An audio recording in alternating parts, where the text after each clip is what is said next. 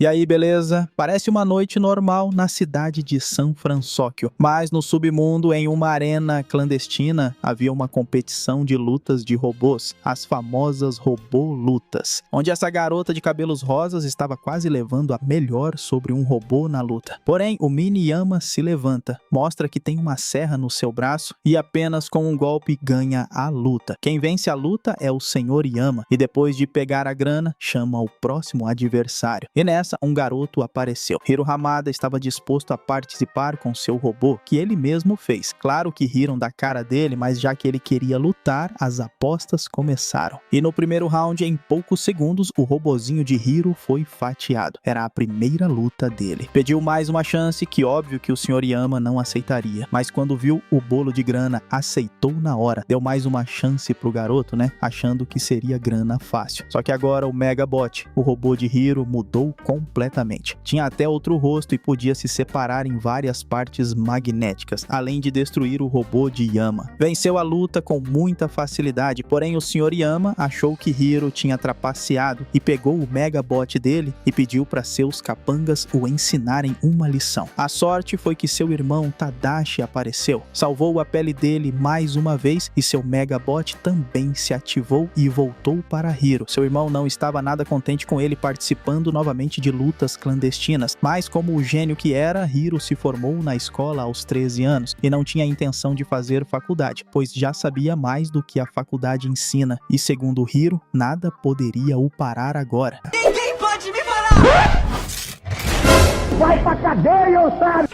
Todo mundo que estava nas lutas ilegais de robôs naquela noite foram presos, e como os pais de Hiro e Tadashi morreram, foi sua tia Cass que tirou eles da cadeia. Nada contente com ter que livrar eles de enrascada o tempo todo. Ela era dona de uma loja de rosquinhas e tinha um simpático gato chamado Mochi. No entanto, Hiro já descobriu uma nova luta aquela noite e já queria participar. Então Tadashi teve uma ideia. Já que não podia impedi-lo, iria levá-lo nessa luta, mas antes passaria na sua faculdade de robótica, com Hiro descobrindo que a faculdade do seu irmão não era tão chata assim. Descobrindo que não era o único gênio daquela cidade, pois os amigos do seu irmão tinham invenções muito maneiras e inteligentes. E na turma sempre tem aquele mais doidinho, né? Era o Fred, que queria se transformar em uma lagosta de verdade, achando que aquilo era ciência. Mas seu irmão iria mostrar o seu projeto colando uma fita em seu braço e puxando, deixando o braço de Hiro vermelho. E como ele disse a palavra AI, na sequência seu robô Baymax foi ativado. Era um robô enfermeiro extremamente cuidadoso e sabia exatamente o que passar no braço de Hiro para tirar a dor e diminuir a escoriação. Segundo seu irmão, ele foi programado com mais de 10.000 procedimentos médicos, e tudo por causa do seu super processador. Hiro ficou maravilhado com os componentes internos do robô, fora que a aparência de Marshmallow era muito maneira, e como Hiro foi um bom menino, deu a ele até um pirulito. E quando o paciente dissesse que estava bem, voltaria para sua maleta. Nesse momento, o professor Robert Callahan, um super gênio que até criou a base magnética no qual o Megabot foi criado, apareceu. Hiro disse que era super fã do trabalho dele, e como viu que o garoto tinha talento, decidiu oferecer a ele uma oportunidade na faculdade. Mas, segundo o seu irmão, ele só preferia as lutas ilegais. E o professor até entendia, já que o Megabot dele era fácil para ganhar dinheiro, e sua faculdade não era para garotos que gostavam de facilidade, desejando ele boa sorte nessas lutas ilegais. Foi um prazer, Hiro. Sorte nas robolutas. Valeu! Aí a cabeça dele mudou completamente. Claro, né? Nem queria mais saber de roboluta, perguntando ao seu irmão como entrar na faculdade. Ele só entraria se criasse algo que impressionasse Robert Callahan. E na feira dos alunos ele teria uma chance. No entanto, horas tentando, não saía nada da sua cabeça. Mas, segundo o seu irmão, era só ele pensar um pouco e ver por outro ângulo. Vendo o seu Megabot em sua mente, florou uma ideia na hora. E na garagem, ele finalmente criou o seu projeto. Os amigos de Tadashi, agora de Hiro também, ajudaram a ele a levar o projeto na feira. E a primeira apresentação seria a dele. Bem nervoso, poucas pessoas estavam vendo. Ele colocou um neurotransmissor na sua cabeça e ele apresentou o Microbot, uma pequena versão do seu Megabot que não animou muito as pessoas que estavam assistindo. Porém, aqueles tambores de lixo vieram cheios desses Microbots e junto com a base magnética que foram criados, poderiam criar qualquer molde idade ou estrutura. E agora sim começou a chamar a atenção da plateia. Ainda mais que não tinha controle remoto, era apenas com o neurotransmissor. Podia tomar qualquer forma que Hiro quisesse, e o projeto era realmente impressionante. Diminuiria horas de trabalho em poucos segundos, e fora que podia substituir o transporte humano convencional no futuro. E a frase do projeto era: "Você imagina, os microbôs fazem". Agora sim, a plateia gostou pra caramba. Microbôs! Impressionante. Impressionou não só a plateia, mas também o professor Callahan, sua tia Cass, e também o dono da Cray Tech, o Alistair Cray, já oferecendo uma boa grana para Hiro para ter aqueles microbôs em sua empresa. Mas o professor Callahan alegou que Alistair era um sanguessuga e aproveitador de mentes brilhantes, fora que para subir na vida usou métodos controversos. Então Hiro não aceitou a oferta e o Sr. Cray devolveu o microbô. Na sequência, o professor Robert reconheceu o talento de Hiro e deu a ele a carta de admissão na faculdade. Ele ficou super feliz com seus amigos e a festa seria na lanchonete da tia Cass. Mas seu irmão ainda queria falar com ele, desejando boas-vindas à faculdade de nerd, e ele teria um brilhante futuro. Mas nesse momento, um grande incêndio aconteceu na faculdade e Tadashi já queria entrar para salvar o professor Robert, que ainda estava lá dentro. Hiro até tentou impedir, mas ele disse que precisava salvar o professor. Foi uma péssima ideia, pois poucos momentos depois houve uma grande explosão e Tadashi acabou morrendo nela.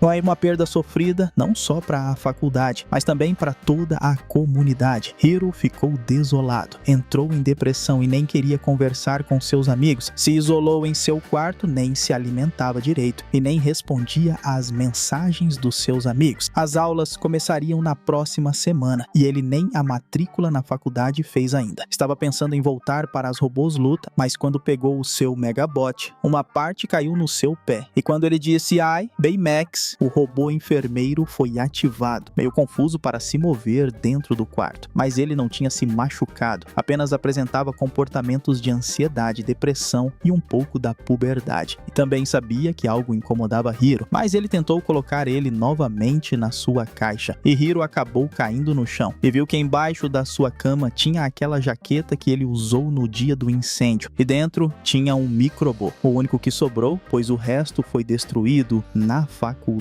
Parecia estar com defeito, mas Baymax percebeu que o microbô queria ir para algum lugar e, a fim de estabilizar o humor de Hiro, saiu para descobrir onde aquele robô estava querendo ir. Quando Hiro percebeu, Baymax já estava na rua e na correria Hiro disse à sua tia que estava indo na faculdade fazer a sua matrícula, mas na verdade saiu atrás de Baymax, que apesar de ser grande, era bem rápido. Chegando a um galpão abandonado, viram que o seu microbô era atraído por alguma coisa lá dentro. Então ele decidiu entrar pela janela, que para Hiro foi fácil, mas para Baymax parecia que ele tinha viajado por 10 horas sem ir ao banheiro. E a fim de estabilizar o humor de Hiro, saiu para descobrir onde aquele robô. Enquanto Baymax inflava, Hiro sai para investigar o local. E nessa fez uma descoberta e tanto, que tinha máquinas que estavam fabricando os seus próprios microbôs e havia dezenas de caixas cheias deles. E quando o Baymax apareceu, todos esses microbôs se levantaram e começaram a perseguir os dois. Baymax não foi projetado para correr nem destruir coisas, o lance mesmo era se esconder nas tubulações. Mas quando encontraram a janela, Hiro viu um ser misterioso e mascarado controlando os microbôs. Eles pularam a janela e Baymax o protegeu da queda.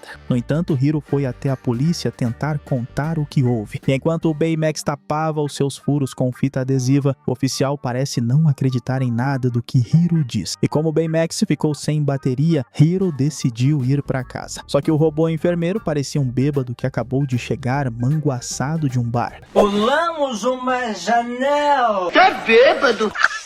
Enquanto o Baymax era recarregado, ele vê o boné de Tadashi e pergunta a Hiro sobre ele, não entendendo muito sobre esse lance de mortes. Então, baixando dados sobre perdas pessoais, Baymax agora tinha dados do tratamento. E para isso, Hiro precisava se comunicar com seus amigos e, claro, um bom abraço. Isso sempre dá certo. No momento que ele disse que foi apenas um acidente, começou a entender que talvez fosse sido causado para roubar a sua pesquisa. Então, saindo de fininho, foram até a garagem viagem, Hiro fez em Baymax alguns upgrades, como ensinando artes do karatê, e fez para ele uma armadura na impressora 3D, que ficou até maneiro, mas deixou Baymax bastante preocupado. Isso altera o meu design fofinho e acolhedor. Uai! Hiro então inseriu nele mais um chip de artes marciais. Baymax estava pronto para lutar. Confiante que tudo iria dar certo, seguem em direção ao galpão, só que são perseguidos por um carro misterioso. E assim que abrem o galpão, todos os microbôs foram tirados dali. Então Hiro decide seguir o seu microbô, dando de cara a um porto e acaba perdendo o seu microbô. E aquele ser misterioso se aproximava. E enquanto os dois se escondiam, eles apareceram. O carro misterioso, na verdade, eram seus amigos preocupados com Hiro. E nesse momento, o mascarado apareceu e jogou um container neles, mas Baymax o segurou. Enquanto seus amigos fogem, Baymax foi jogado em cima do carro. Na sequência, então, o que sobrava para Wasabi era correr com o seu carro. Hiro tentou explicar que aquele mascarado possivelmente é o cara que provocou o incêndio na faculdade. Enquanto isso, Baymax fica escaneando ele, só que esse mascarado aí mostrou extrema habilidade com os microbôs. Então Gogol decide pilotar o veículo, que apesar de ser bastante habilidosa, os microbôs cercaram o carro, que com apenas uma acelerada de Gogol conseguiram escapar, fazendo o carro cair na água, sendo observados pelo mascarado. Mas graças a Baymax, todos foram salvos. Sem carro, foram até a casa de Fred. E bom, não era bem uma casa, e sim uma mansão, onde seus amigos quase não acreditaram. E muitos acreditam por aí que ele é filho do saudoso Stan Lee.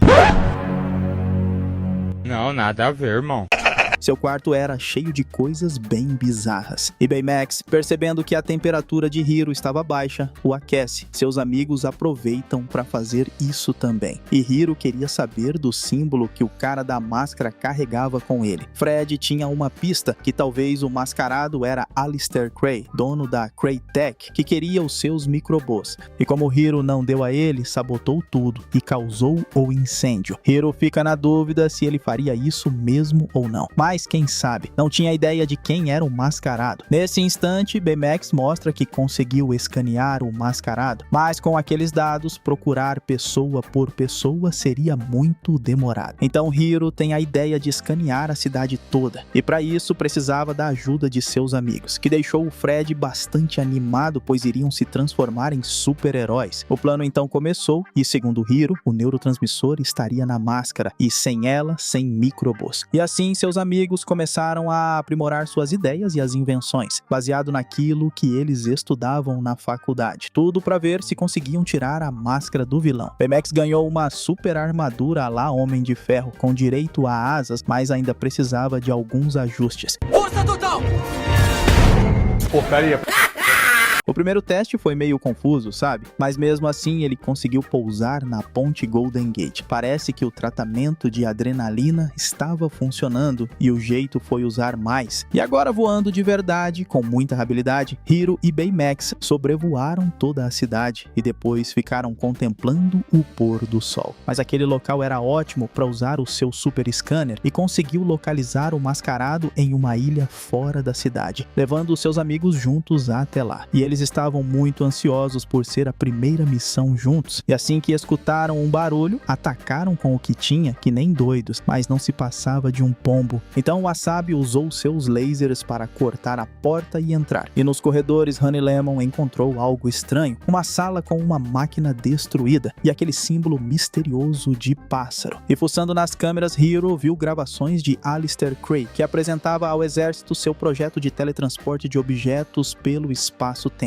Mas aquela apresentação era para fazer o primeiro teste em humanos, onde uma piloto chamada Abigail entrou em uma cápsula, mas quando foi fazer a viagem algo deu errado. Abigail não conseguiu sair do portal e um deles foi destruído. Alistair então desligou o campo eletromagnético e o seu teste foi um fracasso. Parecia a prova que Alistair estava usando um microbô para tentar reconstruir a máquina. No entanto, nesse momento, o mascarado apareceu, jogou uma pedra em cima dos nossos amigos amigos e Baymax conseguiu segurar. Depois, com o seu braço, conseguiu libertá-los. Depois disso, foi a primeira luta da galera. Fred já levou a pior logo de cara. Gogol tentou distrair e arrancar a máscara, mas sem sucesso. Honey Lemon errou uma das bolas congelantes e o Wasabi, com suas espadas lasers, nem cócegas faziam. Porém, isso serviu para que Hiro e Baymax voassem por cima dele, e com isso finalmente conseguiu tirar a máscara, e os microbos não funcionavam mais, descobrindo finalmente quem era o mascarado.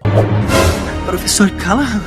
E tudo foi explicado. O professor Robert Callahan usou os microbos no incêndio para se salvar. Só não entendo como que fizeram um velório de um cara que estava vivo, né? E ele disse que Tadashi voltou porque ele quis. Na raiva, Hiro tirou o chip de saúde de Baymax, deixando ele apenas com um de luta, e queria que ele matasse o professor. Porém, seus amigos não iriam deixar. Isso era muito errado. Ele tinha que ser preso, não morto. E com a ajuda deles, o professor pegou a máscara novamente, ativou os microbos e acabou escapando de Baymax. Honey Lemon colocou o chip de saúde e Baymax pediu desculpas pelos transtornos que causou. Mas mesmo assim, Hiro ainda queria ir atrás dele, e assim que consertou o sensor de Baymax, queria que ele abrisse o compartimento para trocar o chip. No entanto, dessa vez Baymax o impediu. Viu que o garoto estava descontrolado. Na sequência, mostrou uma gravação de seu irmão, desde quando ele começou a construir Baymax. E depois de diversas tentativas, na 82ª finalmente funcionou. Tadashi ficou muito feliz, sabendo que o robô iria ajudar muitas pessoas, e Hiro se emociona com a gravação. Seus amigos chegaram para dar apoio, mas dessa vez agora tinha um pendrive com informações valiosas, que Abigail, aquela piloto do teste de Cray, na verdade era filha de Robert Callahan, e roubar os microbos era um lance de vingança. E era exatamente isso que Robert estava fazendo. Em uma apresentação da Crytek, o professor apareceu, pegou o Alistair Cray usando os microbos e, como vingança, iria jogá-lo no portal, assim como ele fez com sua filha, e isso consumiria tudo. Mas Hiro e seus amigos chegaram para tentar impedi-lo. Só que mesmo Hiro dizendo ao professor que a perda não era motivo para vingança, mesmo assim ele queria lutar. E em mais uma tentativa de pegar a máscara, Hiro foi lançado. Percebendo que o campo eletromagnético era muito poderoso, seus amigos tentaram lutar com ele, porém o poder dos microbos superava qualquer um deles. Mas nesse momento, o Hiro deu uma dica, lembrando do seu irmão para sempre olharem por outro ângulo. E assim, seus amigos saíram facilmente das armadilhas. Baymax, vendo o perigo que o seu amigo estava correndo, usou suas habilidades para salvá-lo. E mais um aperfeiçoamento de Hiro, que Alistair adorou. Eu amo esse robô! É mesmo? Agora o plano mudou. O lance era jogar todos aqueles microbos no portal. Isso foi bem maneiro de ver, viu? Seus amigos trabalhando de verdade em equipe e enviando os microbos para o portal, até que Callahan pegou o Hiro e o Baymax. Mas dessa vez não conseguiu atacá-lo, pois não tinha microbo suficiente. E com isso, Baymax tinha até a chance de acabar com ele. Mas Hiro aprendeu a lição. Apenas destruiu a máscara e os microbos foram desativados. Com isso, o portal caiu, mas ainda continuava ligado. Percebendo que geraria uma baita explosão, todos correram. No entanto, Baymax sentiu vida dentro do portal. Era sinais de uma mulher em hibernação e Hiro sabia que era a Abigail. Decidiu então entrar para pegá-la dentro do portal do espaço-tempo, que estava cheio de detritos causados pela luta. E com os sensores de Baymax, acharam a Abigail e iriam levá-la de volta. Só que nessa ida em direção à saída do portal, um detrito enorme entrou no caminho. E Baymax entrou na frente para proteger Hiro, destruindo boa parte da sua armadura. Baymax então não conseguia mais acionar seus propulsores. E a única forma que Baymax achou para salvar os dois era usar o seu braço, que também tinha propulsor, e se Hiro dissesse que estava se sentindo bem, ele seria desligado, dizendo a Hiro que sempre estaria com ele. Em uma das cenas mais tristes das animações, Baymax salva Hiro e Abigail, ficando para trás no espaço-tempo.